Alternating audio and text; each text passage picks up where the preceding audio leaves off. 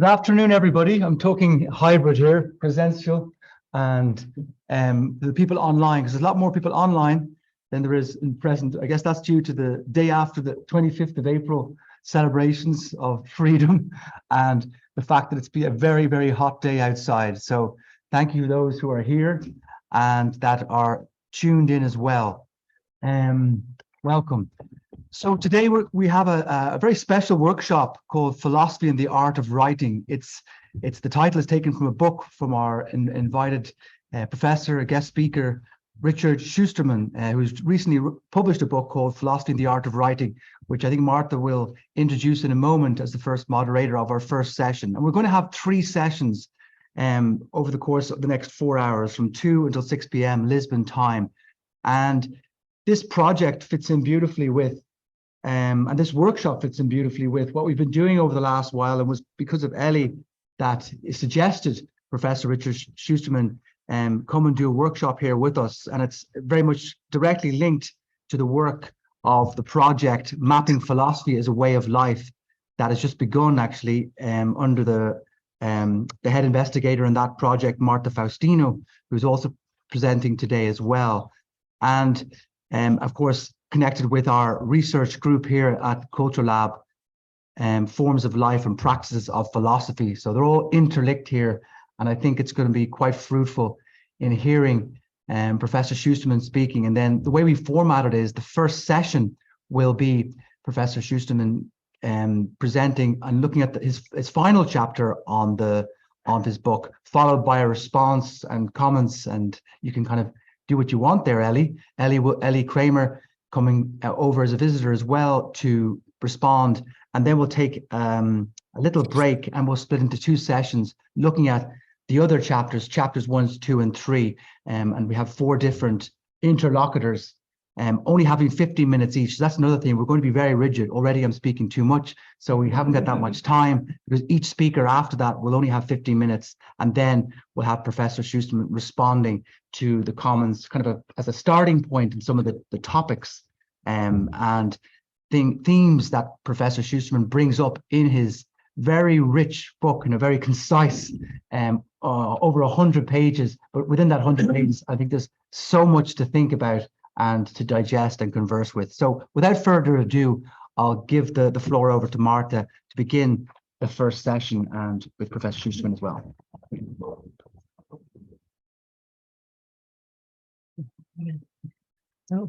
Hello, everybody. So I have the great pleasure and honor to introduce you to our very special guest today. It's really a joy and an honor to have Professor Richard Shusterman here with us today. It's an invitation that was already planned for last year, actually, and that only now has been possible. I wish to thank also Eli Kramer for intermediating this contact. And so Richard Shusterman is the Dorothy F. Schmidt Emmy Scholar in the Professor of Philosophy. Oh, sorry, I will need to ask you to. Okay, thank you very. Okay. So he's Professor of Philosophy and English and Director of the Center for Body, Mind, and Culture at Florida Atlantic University. Educated at Jerusalem and Oxford, he chaired the Temple University Philosophy Department before coming to Florida Atlantic University in 2005.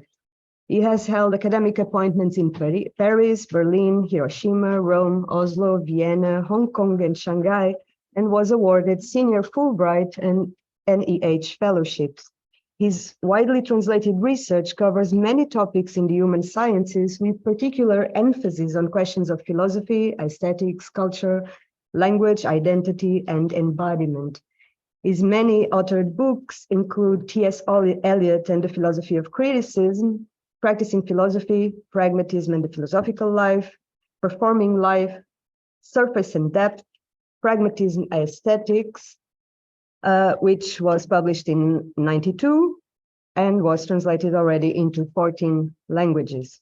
His recent work in some aesthetics includes 3 books with Cambridge University Press: Body Consciousness from 2008, Thinking Through the Body from 2012, and Ars Erotica, Sex and Some Aesthetics in the Classical Arts of Love, published in 2021 as well as a bilingual graphic novella, The Adventures of the Man in Gold, based on his work in performance art.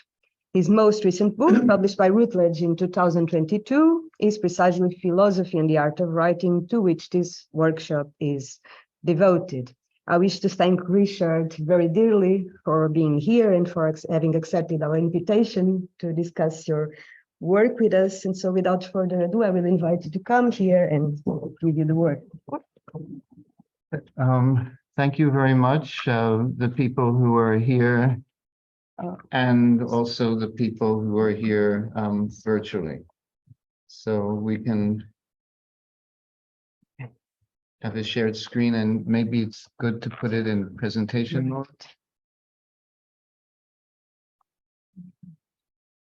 Yes, it should be something. I don't know. Or maybe, yeah.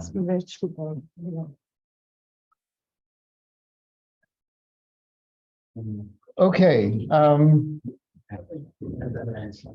I will sit down, but maybe it's more comfortable for me to stand up. And this is how I move the slides, just this way. Okay. All right. Well, thank you again. I will try to stay within the 50 minutes. I'm sure to stay within the 50 minutes because, yeah, that's okay. Okay. You're special. Okay. Okay. Well, that's okay. 45 minutes. All right. So I chose to give the last chapter of the book about Chinese thought because we have a tendency to think philosophy is the sole property of the West. It's a great tradition of philosophy, but I think it's a bit tainted by Greek hubris. So it was very important for me to have this last chapter to show that other cultures in the world that in many ways don't fall short of Western sophistication have ways of doing philosophy that converge with ours, but also have some interesting differences. So the Chinese do not have a person named the philosopher, but they have other people who share the values and pursuits of philosophy, and they have different titles. So one title is the gentleman, the junzi. Sexism pervades Chinese culture the way it pervades Western culture. The scholar, that's the shuren, the scholar, gentleman, official, the shidafu, or more generally, the literati, that's the wenren. Wen is the word for language and for culture, and ren is a person. And finally, you have the shengren, who's like the sage. So, self-knowledge and self-cultivation in early Chinese philosophy, we find it in the Confucian Analects, the idea of examining yourself for self-knowledge 3 times a day. In the Confucian Analects, the Confucian philosopher Shunzi praises the cultivated gentleman for inner focus. I quote, absorbed in the examination of his inner self, he will scorn mere external things. And Mencius also focuses on examining the flood-like qi energy to develop mental and moral excellence. The Confucian classic, The Great Learning, highlights the importance of self-cultivation, not simply as a selfish act of self-perfection, but as necessary as an ethical foundation for governing society. So their persons being cultivated, their families were regulated, their families being regulated, their states were rightly governed, their states being rightly governed, the whole kingdom was made tranquil and happy. This is the translation of Lege, who was a Jesuit. The Jesuits, among all the great things that they did, were also the ones who brought Chinese thought into the West. The term shuren, which means self-cultivation, has a somatic dimension because the term shen is the word for the human body as well as the human self or person. Actually, if you look at it, you see the character is built on the idea of a pregnant woman. So it's kind of like big belly and two small legs. And actually in English, we tend to forget about it, but embodiment is in our word, somebody, anybody, nobody. We just forget that body actually means a body.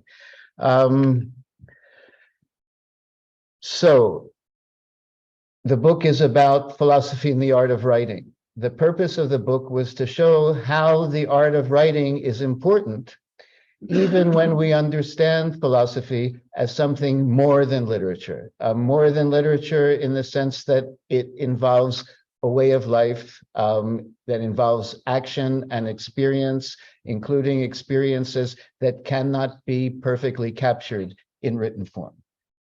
That doesn't mean that writing isn't important. It can be essential to reaching those forms that and experiences that are not perfectly captured by writing. So for Confucius,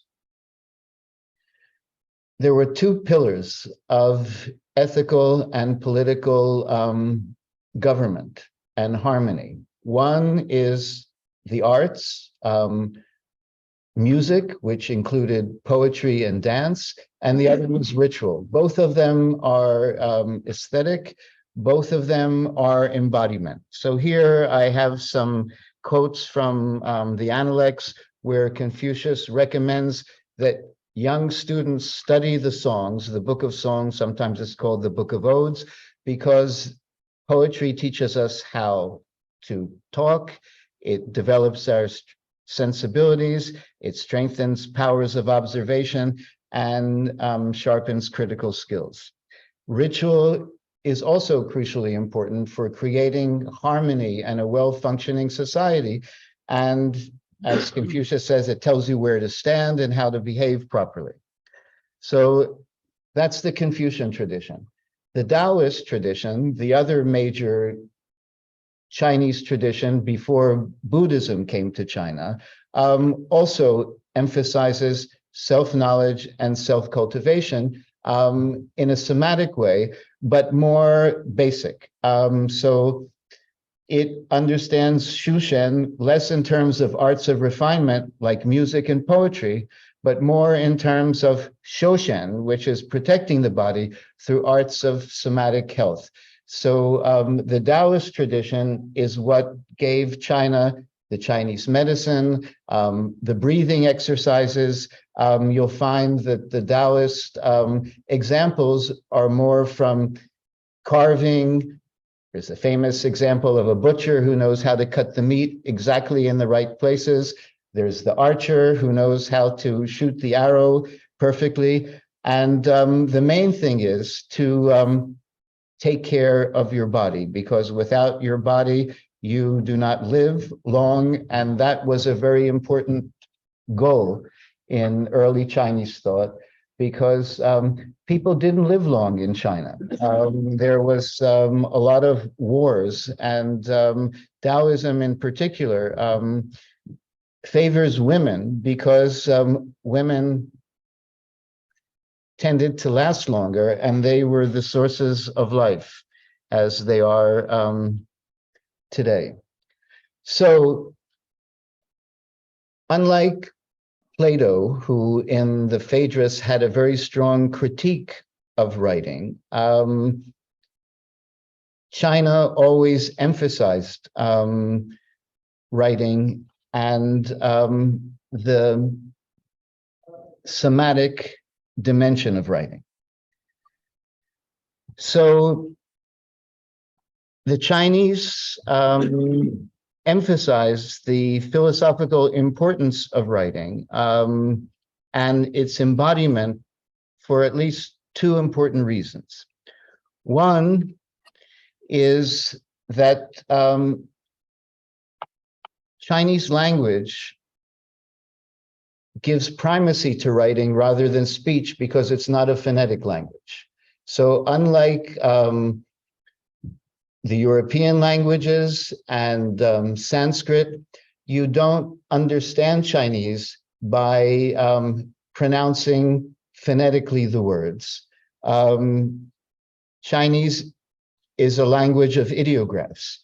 So that means that the primary and reliable way of communicating is not through speech, but through writing. And so Mandarin and Cantonese have the same characters, so you can read them, but the people can't understand each other. And so sometimes in China, even within mainland China, when people don't understand each other, they start making the ideographs on their hands, so then they know what they're talking about. So as a consequence of its primacy, writing could never be seen as a dangerous supplement to the philosophers' thinking and speech. Instead, it was essential to such thought because writing could communicate more clearly, widely, faithfully, and directly than speech could. So the other interesting difference about Chinese writing, and it's very important for the chapter of this book, is that the Chinese traditionally write not with a pen, and they don't do engraving, but they write with a brush. And originally, they did engrave their writing. They wrote on stone tablets or on bones of turtles. But by the time of the Han Dynasty, the brush became the common tool of writing, whether it was on silk or on paper.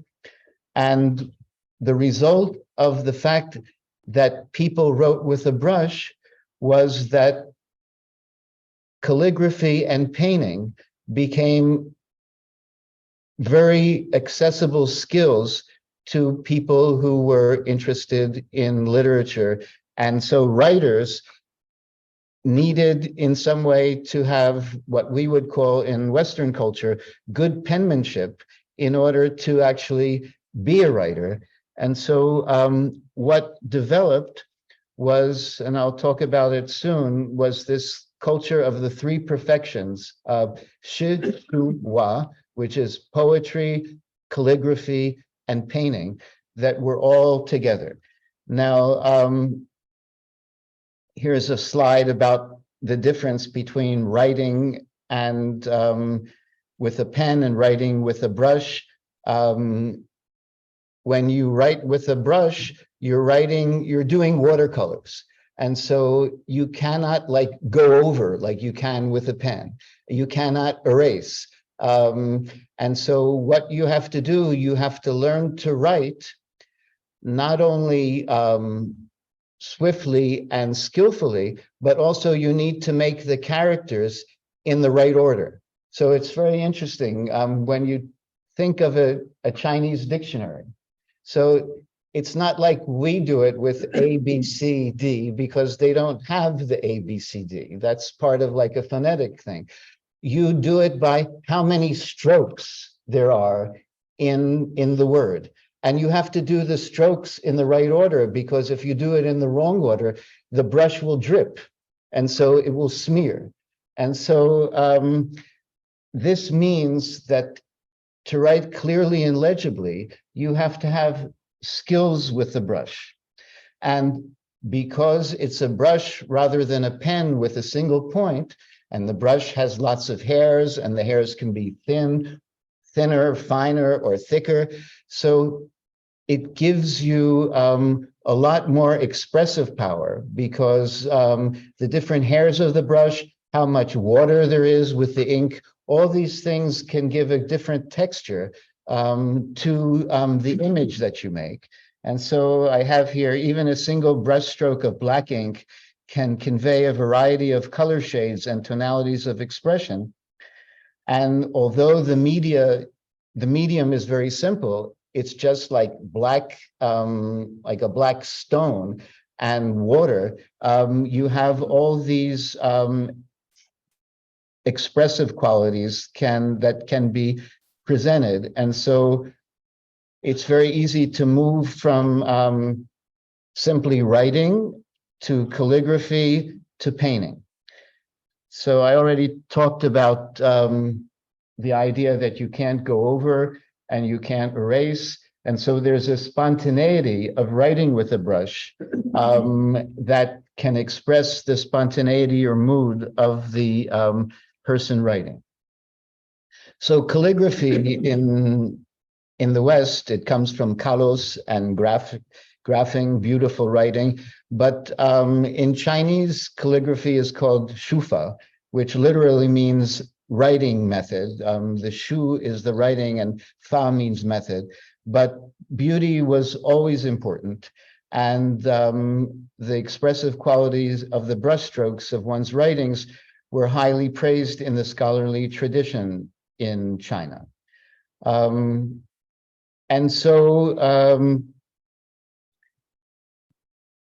it developed this idea of the unity of calligraphy and painting, that there were three sister arts that were called the three perfections, that they were poetry, calligraphy, and painting. And there was a kind of continuum between the calligraphic art and the art of painting. And for those of you who are interested, you can see in the characters that the term for writing, shu, and the term for painting, hua, are very similar. The top radicals are identical, and they suggest a hand. Those are like those 5 lines, like a hand holding a pen, and the pen is not a pen, it's a brush. And the bottom, in one, it's a writing surface like paper or silk, and the other one is like the division of a field. All right, so here I can skip this slide. It's just about the difference between, we have our term style that comes from the stylus.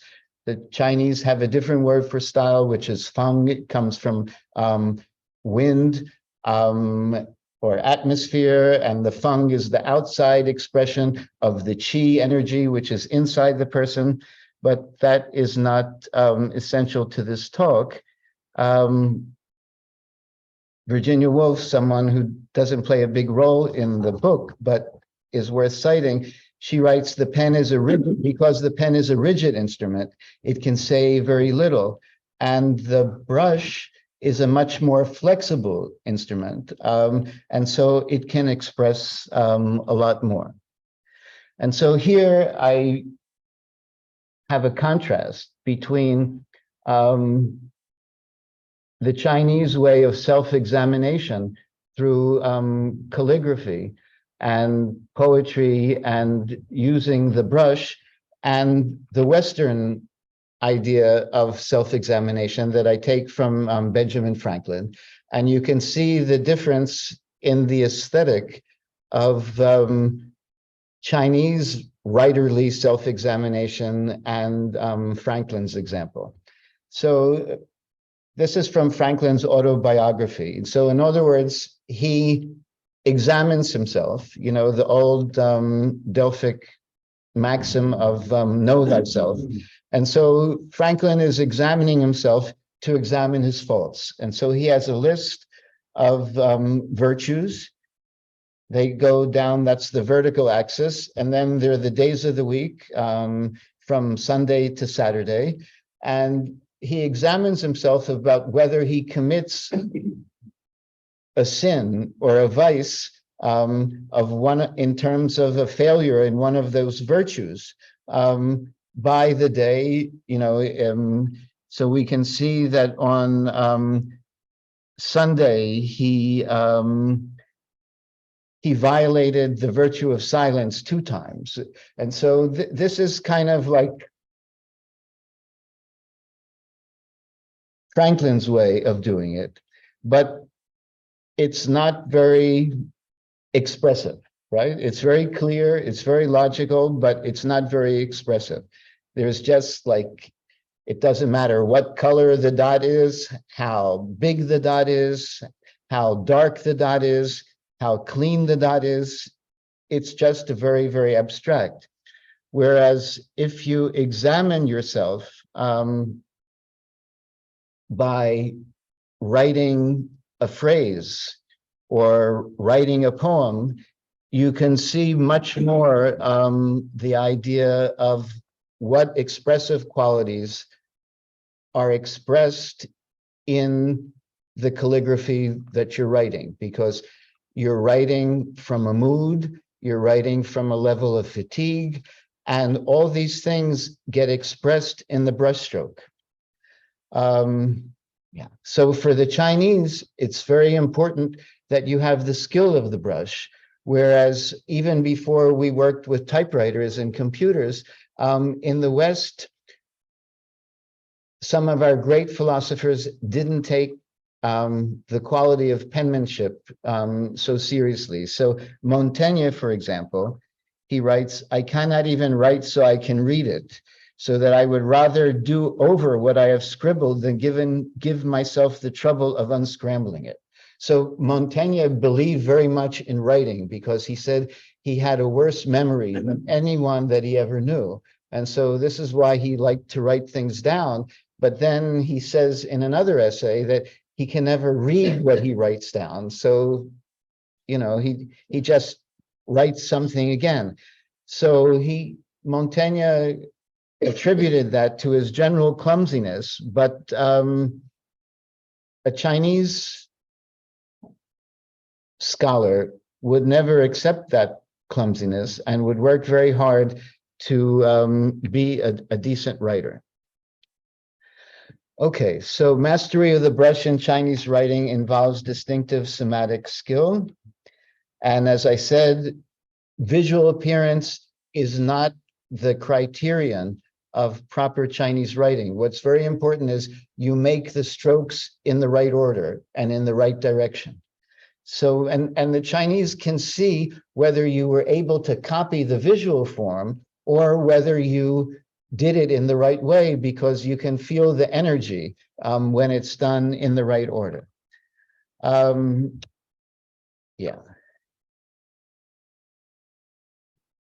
So the idea is that a Chinese scholar skilled in the art of the brush could read not only the characters he or she wrote, but also the state of his or her own mind when they wrote them, merely by looking at the quality of the brushstrokes. And similarly, the Chinese scholar's colleagues could recognize also the mood and the atmosphere, because everyone is skilled in this art of writing. And so you can see, if you have that skill yourself, you can learn to appreciate the mood and the atmosphere and the expression of your colleagues who are writing. And so I know that people here are involved in the project of philosophy as a way of life. And one of the key aspects of that project is not simply focusing on yourself alone by yourself, but communicating with a friend. Often it's an older or an older mentor. And so there's a kind of dialogical dimension of self-examination and self-critique. And so in China, they had that among the literati. So people would send their poems or calligraphy to other people, colleagues and friends, who would then make comments. So what a lot of the literati, they had scrolls where they would write down their thoughts. Then they would share their scrolls with other people, other colleagues that they respected, who would make some comments. And then sometimes, if the scholars were very much appreciated by the rulers, the ruler would then want to like join in this process, because the literati were very much prized for most of the Chinese tradition. In fact, the political and administrative officers in China were selected through competitive exams, and the topic of those competitive exams were the Confucian classics. So in other words, the people who ran China were the intellectuals. Of course, you know, there were kings and generals, emperors and generals, but the ones who controlled the administration were intellectuals. I mean, there used to be something like that in Britain, where a lot of the civil servants, the high civil servants, used to come from Oxford and Cambridge, and they weren't the politicians who ran the show, but they kind of like governed things. So, yeah. Then I go into something, I won't spend a lot of time on it. The Some Aesthetics of Chinese Writing is that there were analogies between style of writing and the body. So the ink was connected with blood and lymph. The hair of the brush suggests human hair and skin, and the hard bamboo stem is likened to bone, or more generally, the skeletal frame. And so the union of brush and ink thus combines the body's hard and soft dimensions. And then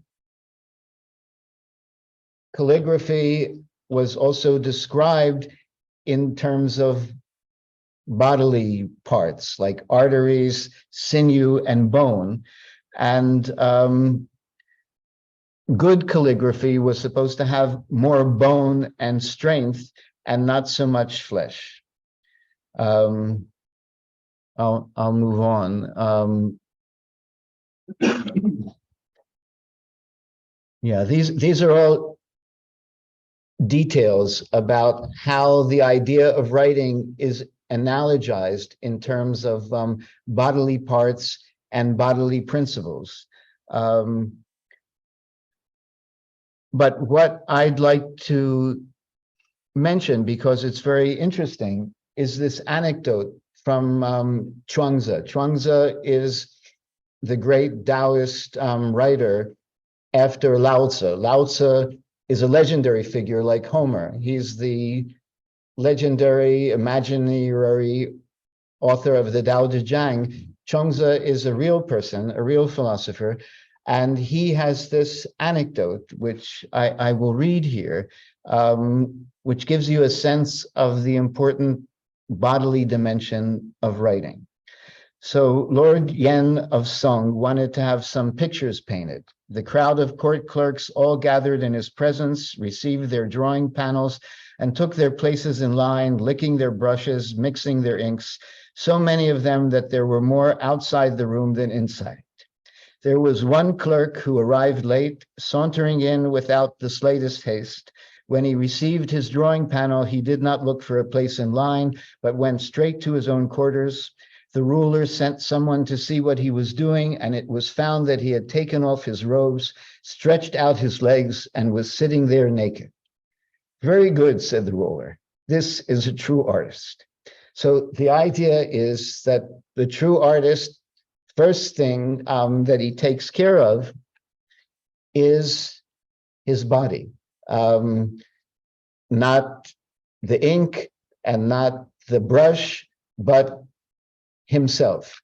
And the idea is not necessarily his hands that he's going to use the brush with, or his eyes, but actually lying down, stretching out, stretching his legs. So you paint with the whole body.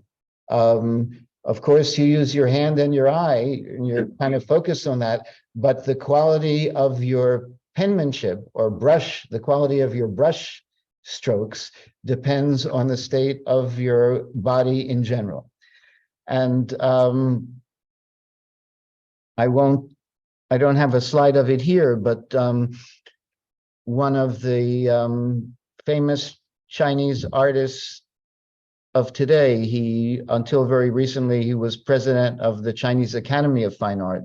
His name is Pan Gongkai. I've had the privilege to work and dialogue with him. He has these enormous lotus paintings, which are kind of physically demanding in the fact that he uses his whole body to do these huge murals of lotus. So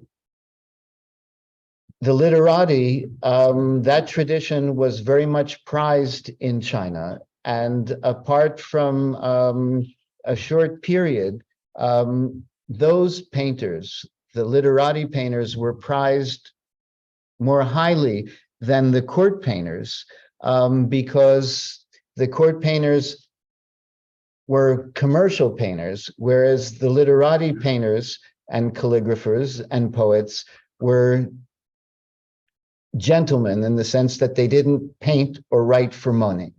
They painted and wrote and did calligraphy for perfecting themselves. All right, so here I bring another contrast in that I've spoken of many, many times in pragmatist aesthetics and elsewhere, and it's very connected to my vision of philosophy as a way of life, as philosophy as an aesthetic way of life. Now, one of the things that we need to struggle with in the West in trying to understand philosophy as a way of life that's aesthetic is the Aristotelian distinction that has governed a lot of our vision of art, which distinguishes poesis from praxis. So we understand in the West, the dominant Aristotelian tradition sees a work of art as a poesis. It's the making of an object that's outside the person, whereas praxis, virtue or action, is inside the person. It comes from the person's character and it feeds back into the person's character. Whereas poesis, as an external making, it just depends on having a skill of making an external object, and what you make has no real influence on who you are. Whereas what you do does have an influence on who you are. And so for Aristotle, the virtues come from habits, and you can't be a good person, a virtuous person, if you characteristically, habitually do bad actions, where it's perfectly possible to be a bad person and make beautiful external objects. So in the Asian tradition, which, you know, comes from the Chinese tradition, this idea of art is not to make beautiful things that you sell to people or that people admire you for, but the idea of making beautiful things is making those things influences your character, and the purpose is self-improvement and self-creation. So, yeah. All right, this is about, I told you I won't even take 45 minutes because I don't like to be long, but what I want to do is give you some like real examples. So why do I have this highlighted? Okay. Self-cultivation through the art of writing. It's interesting because when you learn the art of writing in terms of calligraphy, it's an interesting combination of following examples, but also having self-expression. In other words, it's like virtue in other dimensions, where in some way you follow rules, but the rules are general, and you have to give your own particular distinctive slant on it. So I have these 6 ways where in learning calligraphy, you both have to submit yourself to certain constraints, rules, or principles, but also have your own particular dimension and development of freedom. So there's the established form of the Chinese character, which has a standardized number of strokes of a certain kind in a certain order. And on the other hand, the specific writing style of the artist in using the brush. And then there's the contrast between the popular or democratic nature of writing characters, because all literate people can write, versus the superior refined skill of expressive brush writing that the expert calligrapher develops through training. So in the same way, we can say that everyone can lead a philosophical life in principle. It's not limited to a particular class, but some people are more distinctive because they live that life in a more powerful, fuller, richer way. So making it, the character involves an established procedure, order, direction, a number of brushstrokes, but it also involves the spontaneity and free will of the artist. So in the same way, a person can have a particular style of doing calligraphy, but that particular style, again, can have little bits of change or inflection according to the person's mood.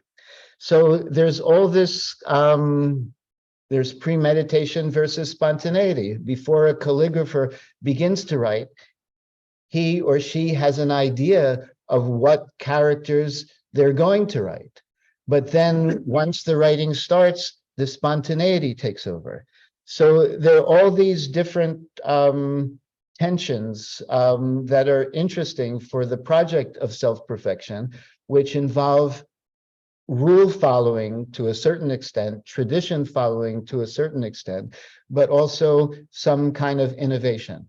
And so some scholars have invented different calligraphic styles, and these calligraphic styles are called T, and T is again another word for body, although not narrowly a human body. Okay, so now here's, I think I'm just going to choose two examples of these three perfections and how they come together. Poetry, painting, and of course there's calligraphy in writing the poetry, and philosophical reflection. So this is a poem and a painting and calligraphy by Shenzhou from the Ming Dynasty. And I'll read the poem. White clouds like a belt encircle the mountain's waist, a stone ledge flying in space and the far thin road. I lean on my bramble staff and gazing into space, make the note of my flute an answer to the sounding torrent. So if we actually analyze the poem and the picture, right, we see the poet as a lone figure on an upwardly inclined mountain summit precipice, devoid of trees and overlooking a rocky cliff with clouds below and higher mountains in the distance, whose peaks emerge from the clouds that seem like a white sash to wrap the mountain's middle. Like the upward tilting ledge flying toward space of distant mountains, the lonely literatus claims to gaze freely into space. Ostensibly, according to the poem, his contemplative gaze is to the remote mountains and the far thin road, perhaps suggesting the notion of life's long, narrow path. But when we look at the painting, his gaze is focused not on distant mountains, but directly on the calligraphic poem that he has inscribed, right? So you see, he's looking right at those characters. So in other words, the artist's contemplation of nature is in fact deeply reflective of himself. In looking at the landscape, he examines himself through the self-expression of his painted poetry. And this suggests that the contemplation of nature's beauties, if one's attention is thoughtful and heartfelt, will also contain some reflection of who one is and one's relation to or place in the world. So one can find oneself reflected in the mirror of nature because the way, the Tao, runs through all things, and the artist's role in depicting nature should essentially include how nature affects his heart and mind. You know, the Chinese word is shen, in Japanese it's kokoro. They have the idea of that you think with the heart and mind, it's the same term.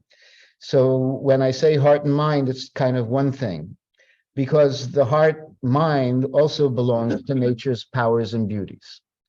So that's the poet on the mountaintop.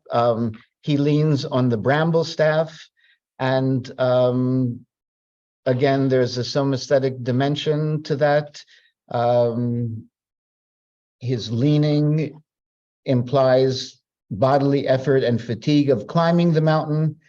And also the dark bramble staff, since bramble connotes blackberry, evokes the tools that artistically support the calligraphic poet, painter, thinker by becoming the active extensions of his body.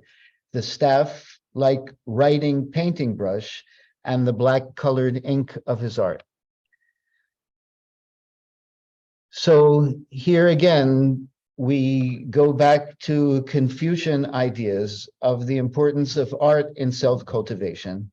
And so in answering to the torrent of the sound of the water falling down the mountain, he makes the note of a flute.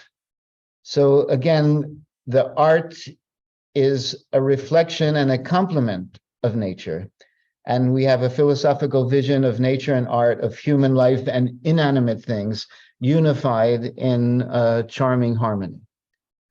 So I will skip this painting and just do one more so that there's plenty of time for discussion. And this is another example of the idea of using poetry, painting, and calligraphy for philosophical reflection. So this is a figure of a solitary fisherman roaming alone through natural landscapes. And it's part of a whole genre of solitary figures in a natural environment where nature absorbs or swallows up in some way the human figure who is insignificant compared to nature, but gains inspiration from nature. So this particular example is called Fisherman by a Wooded Bank, and it's by a Yen master, Wu Jian. So this Fang is one of the Chinese scholars who comments on it.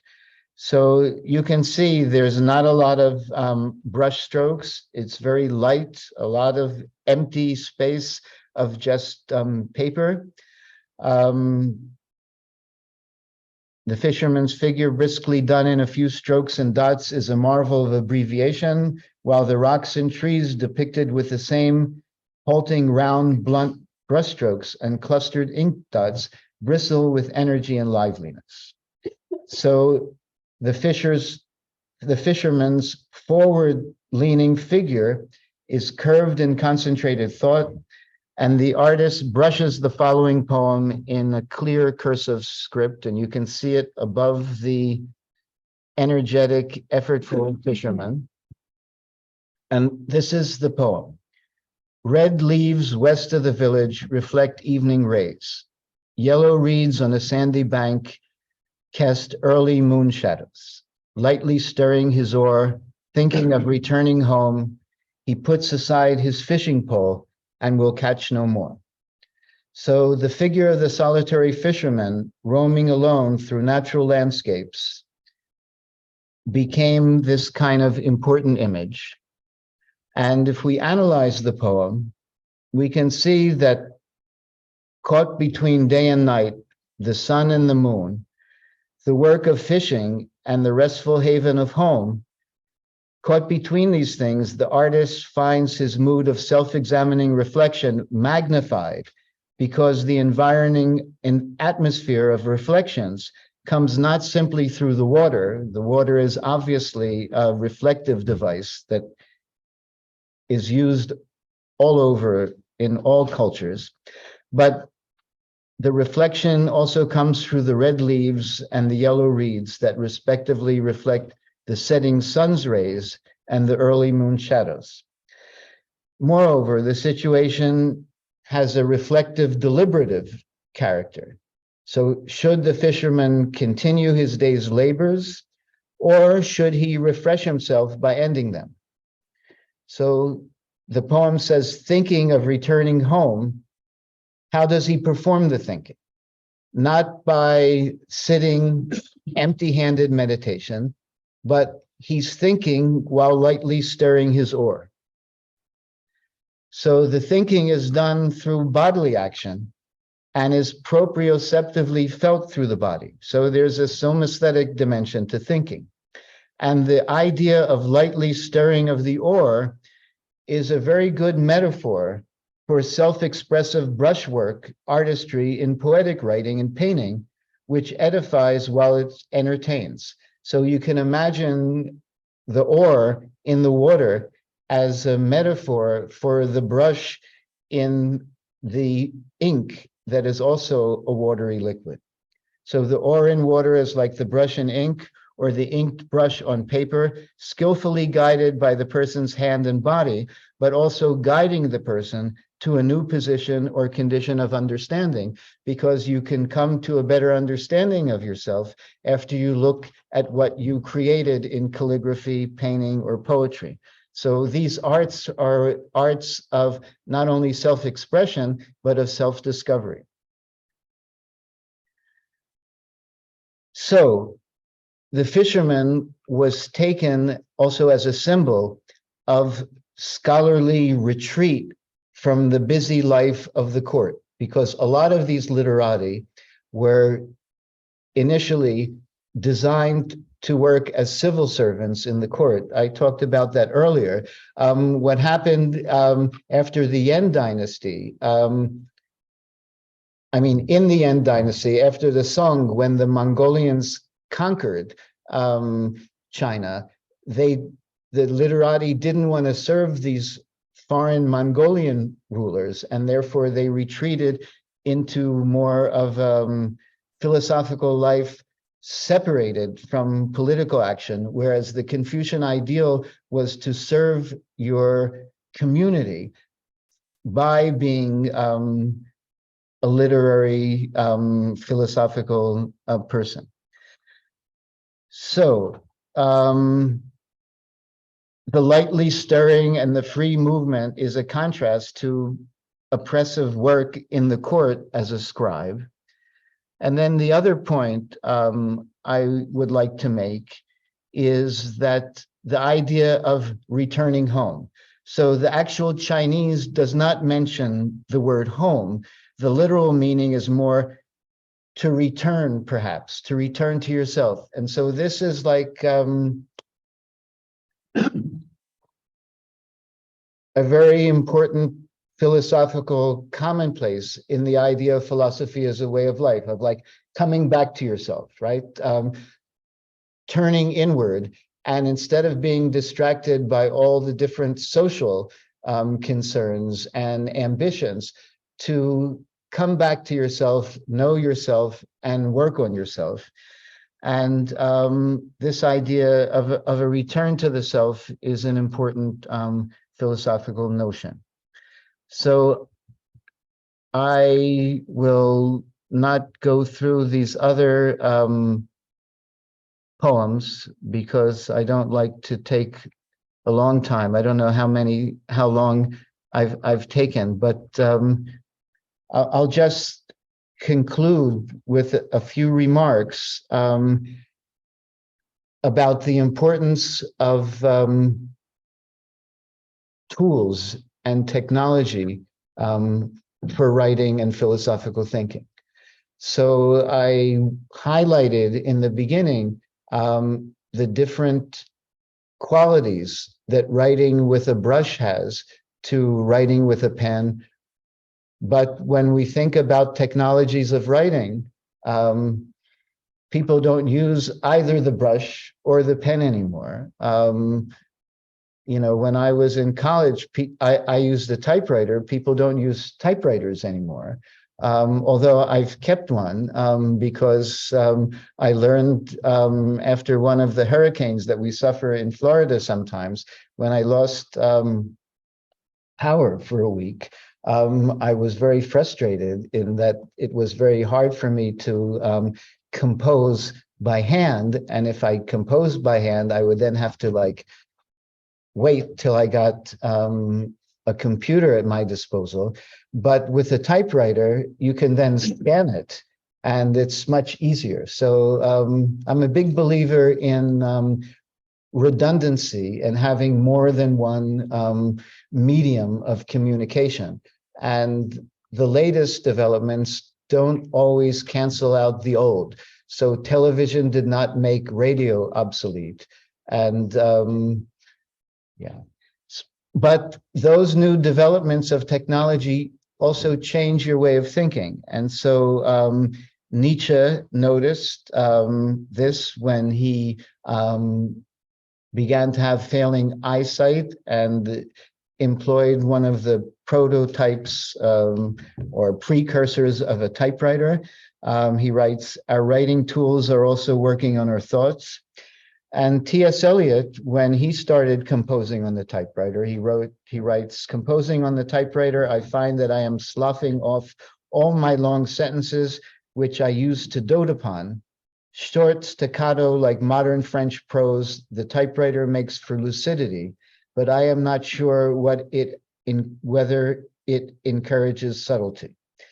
And so, the question for me, for us today is, what will the new technologies of writing mean for philosophical reflection? In Plato's Phaedrus, and more generally in Greek thought, orality was incredibly important. In modern times, the written word became very important, and it's very hard to imagine philosophy as we know it without the books. And so the question is, how will the new technologies of writing affect philosophical thinking? And actually, Pierre Bourdieu always used to tell me that it's very good to give examples from what's real and concrete.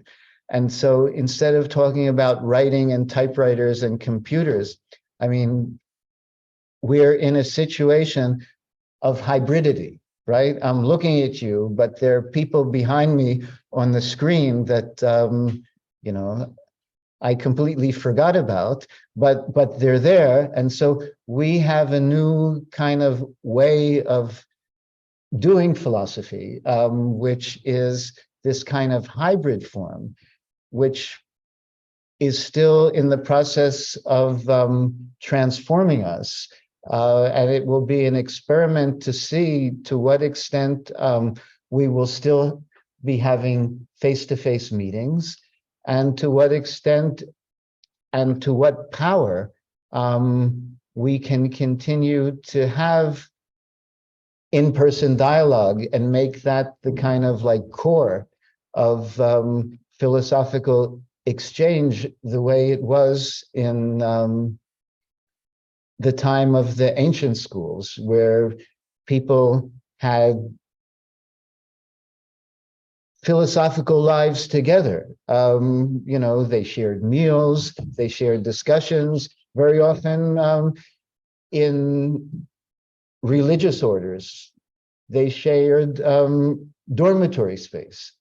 And so the question, which is interesting and open, is what form philosophy will take through this new way of being together, which is being together, but also being separate in certain ways, and to what extent the idea of philosophical life as embodied life will continue to be important, and in what ways it will be important through these new transformations that we're just beginning to experiment with. So I don't know if I've done 45 minutes, but I've rarely encountered complaints for my speaking too little. And so, I always think it's a safe policy. So I'll end here, and I don't know what happens. Eli comes now, or yeah? Okay.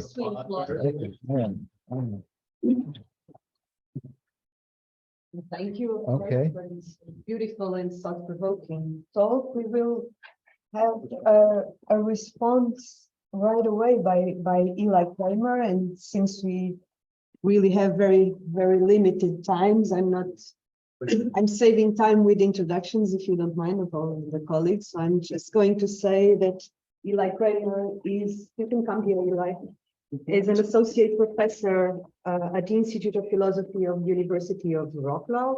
He specializes in metaphilosophy, intercultural philosophy, philosophy of culture, and also philosophy as a way of life. He is and has been a great partner with all our endeavors in the field of philosophy as a way of life. He's also a member of this project, and he's now then giving his contribution to the discussion, making a response to Shusterman. So we are also trying to adjust the camera for those. I'm going to go sitting here, so I've broken things up. So we can change the camera to this one if you want. Whatever you want. 15 minutes. I'm keeping it on timer, so 20 minutes over. we'll catch up here. So, real quick introduction for my response. This comes from a symposium we're doing in honor of Richard's book for metaphilosophy. We're doing it for with the purpose of involving people interested in the way the art of writing practice transforms us. So this will include the philosopher and novelist Charles Johnson, whose book The Middle Passage won the National Book Award in the United States in 1990, and the popular philosophy and metaphysician Randall Auksher. So my piece is going to come from selections of that. And as it'll be clear, the more creative writing element is going to draw on some ideas from particularly East Asian philosophy. So you'll see. With that said, let me get started and keep us on track. So Shusterman's work naturally developed out of his own PWL practice. That's philosophy as a way of life, for those of you not familiar with that shorthand, and almost says something else. Or better put, it suggests something else, perhaps even more radical, about the tension between philosophical discourses that cannot capture or be the full meaning of living a life in relation to wisdom, and lived philosophies that cannot do away with discourses to deepen a lived experience beyond them. The philosophy as a, quote, embodied way of life is more than a tension between discourses and the lives of the philosophers. It is a sub-creation that emerges from the tensions between them. I want to explore whether we can move beyond the idea that PWL practice is merely a struggle between our everyday living and some idealized discourses that cannot capture this life in its complexity, both in its limitations and its overabundant richness. Rather, it seems to me that Shusterman's work gestures towards how this push and pull of finished discourse, an inexhaustible, yet all too tragically limited life, generates a mode of experience for author and reader in, but not totally of, this tension, and rather is a new sort of creation that shapes and further guides this dialectic. From this perspective, PWL is found neither within the philosopher, nor in their discourses, nor yet in the lives and discourses they pay homage to, nor in their readers, nor in the combination of the aforementioned, but rather is a realm that emerges from the stance, a realm that affords us a deeper experiential engagement with our philosophical practice. The most direct inspiration for approaching PWL as subcreation comes from Shusterman's work as the man in gold. For those of you unfamiliar, the man in gold is difficult to characterize. It can be interpreted as a personality that emerges as an act of philosophical performance art, where Shusterman dons the habitus of a gold unitard and enacts a unique way of being in the world with his embodied gait. This personality has appeared in many locations across the world, including Poland and my home university town of Wrocław. As he puts it in a footnote in Philosophy and the Art of Writing, quote, I explore the idea of a silent philosopher who expresses thought through gesture in my work with the man in gold, a project of performance art that extends into literature and philosophy. One of its products is the illustrated novella, The Adventures of the Man in Gold, Paris, Hermann, 2016. that also aims to revive the genre of the philosophical tale, which was an appealing, influential form of philosophical writing in the 18th century, end quote. And this story itself incited others to further engage with this image of a philosophy as a way of life personality. It has emerged as a realm of engagement through performance and reflection upon the character. The Adventures of the Man in Gold is thus a manifestation of this subcreation and further enhances it as reality. It is a philosophical fairy tale, a spiritual exercise in fiction writing that illuminates the emergence of a subcreated personality generated from Shusterman's lived practice, his soma-aesthetic research, and his and others' imaginations, which in turn others now deeply engage with. Although the aforementioned example has many fictional elements, I do not mean to suggest that PWL is a subcreation and is devoid of concrete reality. To the contrary, I want to suggest that it functions as a real influence on the world, as the Man in Gold indeed does, as shaped by our embodied ways of living and our discourses to hone them. For this reason, I want to play with reappropriating J.R.R. Tolkien's idea of subcreation, which he used initially to describe the nature of writing high-level fantasy, and particular fairy stories. For Tolkien, the subcreation is the way we as authors generate reality through our works as a microcosm of the divine process. In Tolkien's view, as a practicing Catholic, of God with his creation. His point is to make clear that such artistic creation can really express something true and fresh about the world that has real influence and consequences. Quote, the mental power of image making is one thing, or aspect, and it should appropriately be called imagination. The perception of the image, the grasp of its implications, and the control which are necessary to a successful expression may vary in vividness and strength.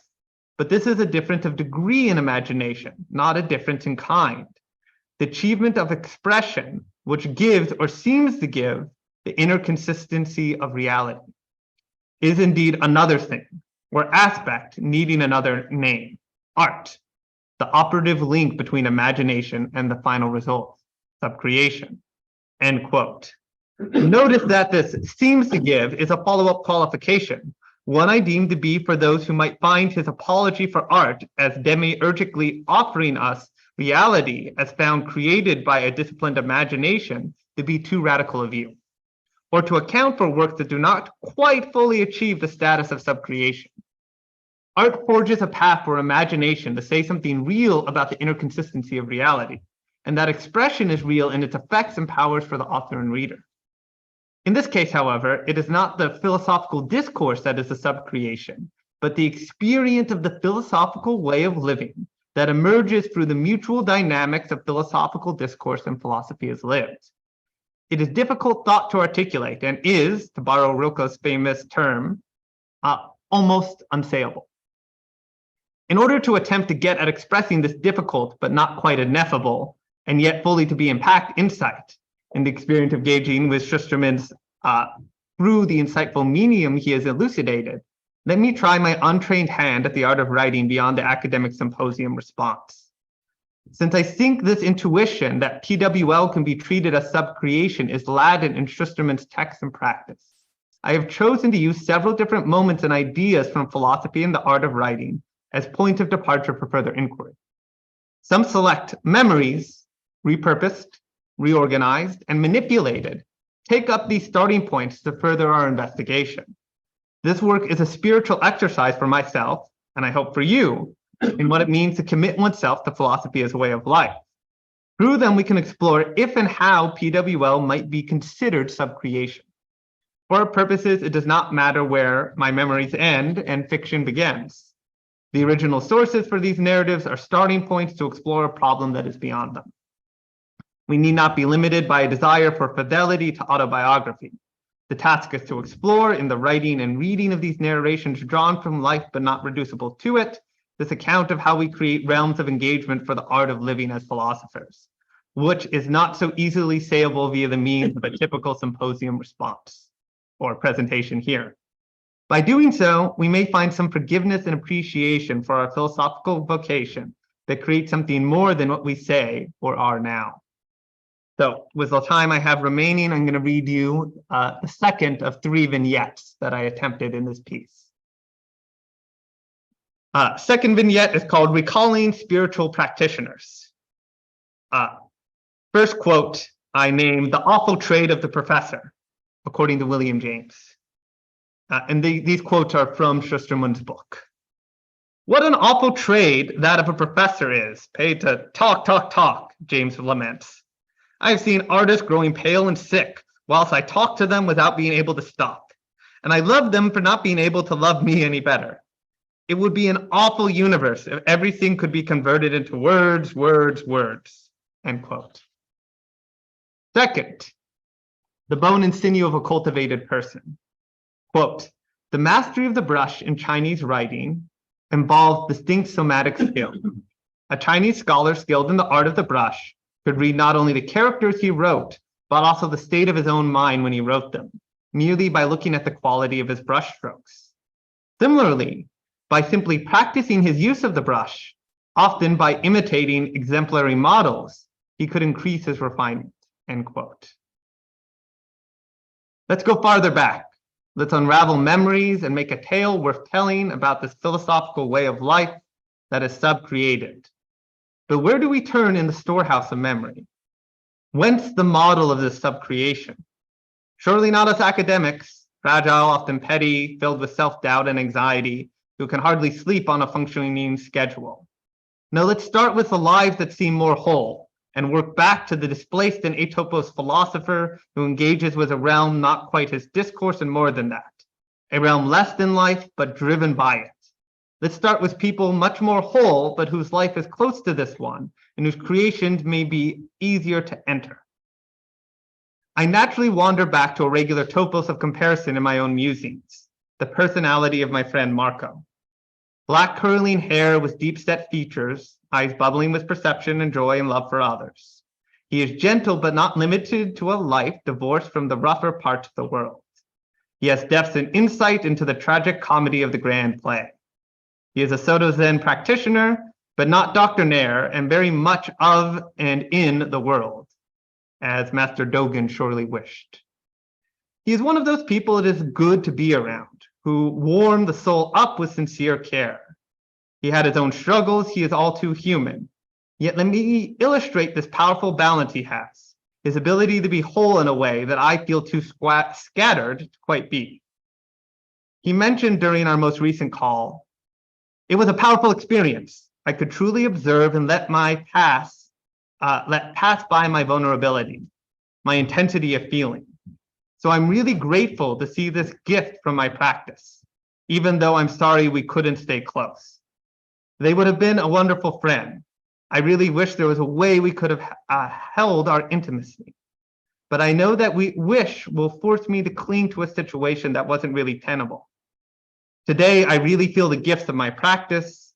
I didn't need zazen, that seated meditation, to observe and let my emotional intensity dissipate. I really felt what you were saying about Hakuin, that it deepens one's practice to meditate in everyday life. When was the last time I had such success in my spiritual exercises? I wondered. When was I so whole? For the past few years, I've had an increasing admiration for the equanimity Marco has found in his life between his spiritual practice and the nonprofit work of great service to others, while at the same time finding the lacks in myself all the more pronounced in contrast to him. He has the temperance and moderation. He eats healthily, and while enjoying Dionysus's parties, doesn't seek them out as a source of distraction. He is becoming a cultivated and humane person, a junzi. He is starting to develop that delicacy one finds in the great Chinese calligraphy masters. He has much bone, as they would put it. He has strength, vitality, and clearness of expression. His life seems close in its deportment to that sinewy writing, whereas I, quote, with flesh and slight bone, feel all too much of an ink pig, all too uncouth in my way of being. I feel far closer to an arrhythmic Thales and have aspired to the best of that life, as Plato defended in the Theaetetus, in sections 172 to 175. My handwriting, in any case, is sloppy, borderline dysgraphic. What does this expression say about me? Marco's thought and expression are integrating. My thought is scattered, over-energized rhizome, ever developing and sometimes expressing itself in my embodiment, but in clumsy, awkward, and unfinished ways. And yet, during his most recent call, he noted, that's exactly it. You can always get to the heart of the matter. The eternal bard is perhaps a function in all great subcreation. The likes of Wainamoinen are rebirthed in Tom Bombadil. And in any story, they are but particular personages of, as you call it, an imaginary universal, right? We were discussing the ways in which the archetype of the artist as creator is embedded in mythos about artistic creation, from the demiurge in Plato's Timaeus to the wry, ironic, and omnipresent narrator in Ralph Ellison's Invisible Man. So that is something. My philosophical discourse might not have the artful bone that I give it credit to, spoken and in writing. Perhaps in my own myths about myself, I should give more credit to my eternally Pallasian personality. There's a clarity of vision I sometimes have access to. I do think my writing has improved. But isn't the point to have a life that is more than discourse? Why do I lack this balance in life? I take solace in philosophers perhaps being rougher than this, and having to practice parrhesia as care of the city, to be with Diogenes of Sinope and be uncouth, so as to intimate, quote, the chorus trainers, where they would set their pitch a little sharp so that everyone else would hit the right note, end quote, from Diogenes Laertius. To have such a balanced life is not the equanimity of philosophy, which always pushes and presses, jostling us awake from our dogmatic slumbers. And here another personality appears, a particular brother at the Abbey of Gethsemane in Kentucky, a student of Thomas Merson and Dan Walsh. Dan Walsh was the University of Toronto trained philosopher and contemporary of Etienne Gilson, who eventually moved there to be with his student. Short green hair, a middling height, with a soft wry smile and piercing hazel eyes that assess you with good-humored care and honesty. This Trappist brother shares the tragic comic wit of his mentor Merton. He loves discussion, the pleasure of fine wine, poetry, and laughter. Yet he is critically honest and lives the spirit of a strict monastic observance.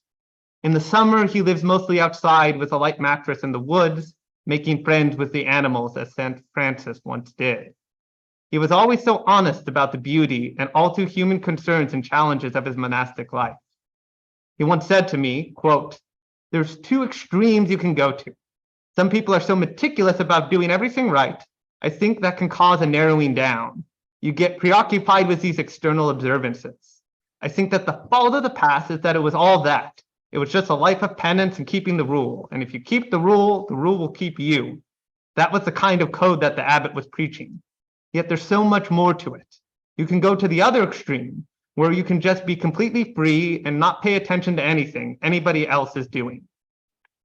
Now there is someone whose incompleteness, his humaneness, his roughness of character is part and parcel of his whole person. I can find it in his discourse, he is a published author, and in his life, and in the very sinews of experiencing him in my memory. He found a way not only between the rule and spirit of the monastic life, but between that all too necessary, though fallible discourse on it, and his own wry character. And yet his way of life is all of this and more for me. And here is the point for philosophy as way of life as subcreation. It is a Bergsonian image of the philosophical personality, felt and intuitively developed by an experience of them and or in their work, or of oneself and one's work, in their or our own dynamic incompleteness. This brother is more than himself and what he said to me. In my memory, he exudes the beauty of a life that is words and more than words. My friend Marco also exudes a sub-created personality, though perhaps far more the bard than the messy and awkward philosopher. Thank you.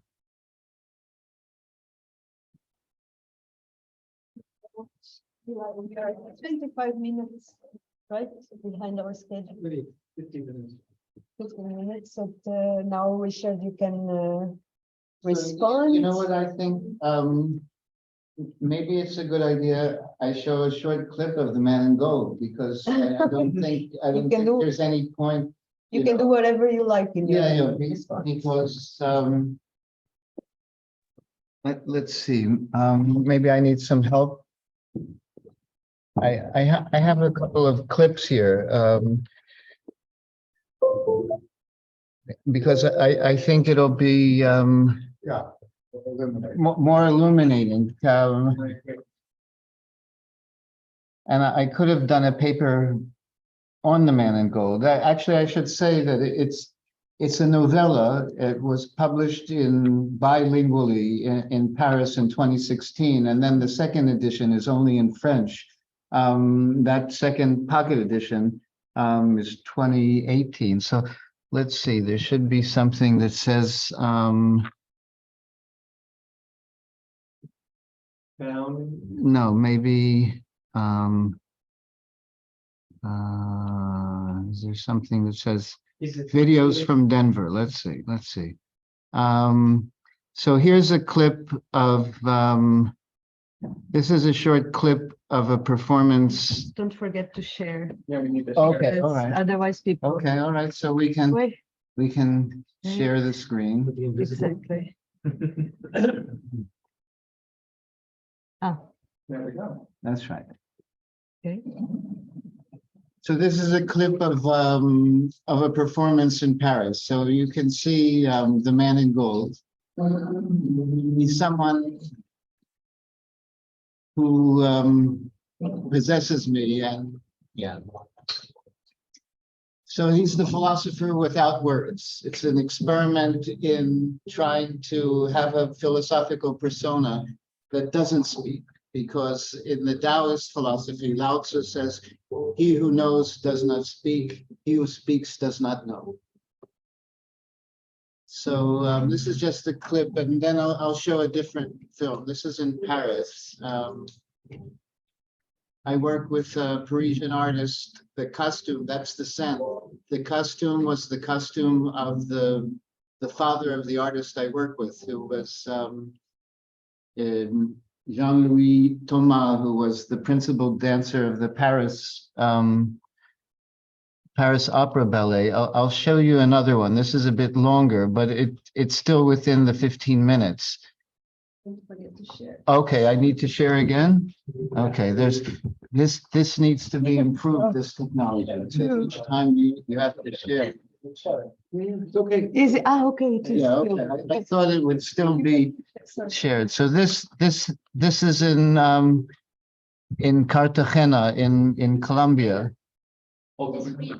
Yeah, okay. So let's see. Let me go back. And how do I get the full screen here? The corner there, bottom. At the bottom? Right. Up, sorry. Up the. Okay. Yeah, there. Okay. Okay. So we had dinner at the Sofitel and then together, and then an hour and a half later, the man in gold came into the same restaurant. He had to leave because he was not well treated there. So here he's running out, the man in gold. This was, I think, in 2011.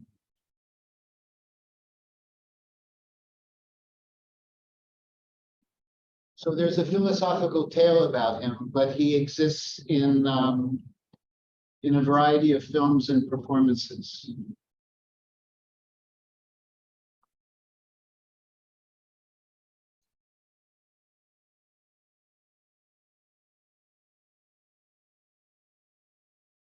So he exemplifies in some way the puzzling question: is it art or is it life? It's not clear. It's artistic framework, but it's never in an artistic venue, or almost never. Is it art or is it philosophical research in experience? Is it artistic knowledge or is it madness? Right? All these kind of questions where we compartmentalize the man in gold challenges. And yeah, he takes a lot of chances. It's a risky business. He's been chased out of a lot of places. People have thrown things at him, but he persists as part of a philosophical life. So here he's walking the ramparts of Cartagena in Colombia, South America. And it was filmed with an iPhone. Jan is the person, Jan Toma is the person who's filming the men in gold.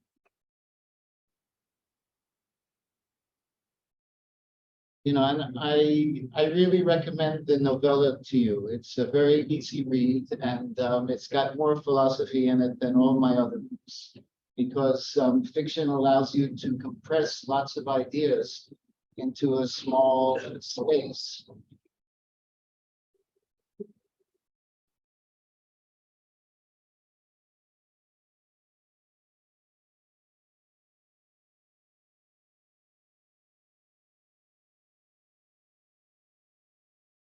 This work is very much connected with the complementarity of light and darkness.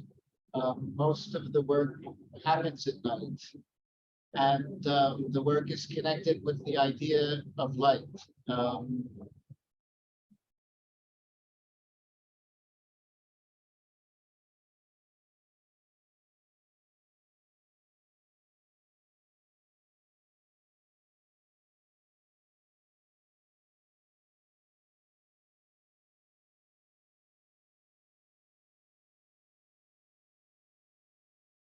This can help explain, perhaps, what Eli means by sub-creation.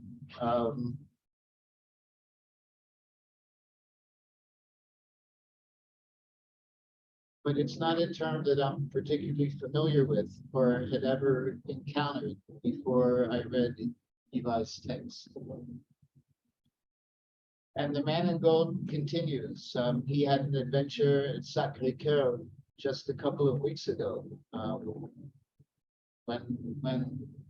when I was in Paris. The Man in Gold exists only when Jan and I are together, and we're both in the movie, because he has the costume. It's the costume of his father, and the Man in Gold does not exist without that costume.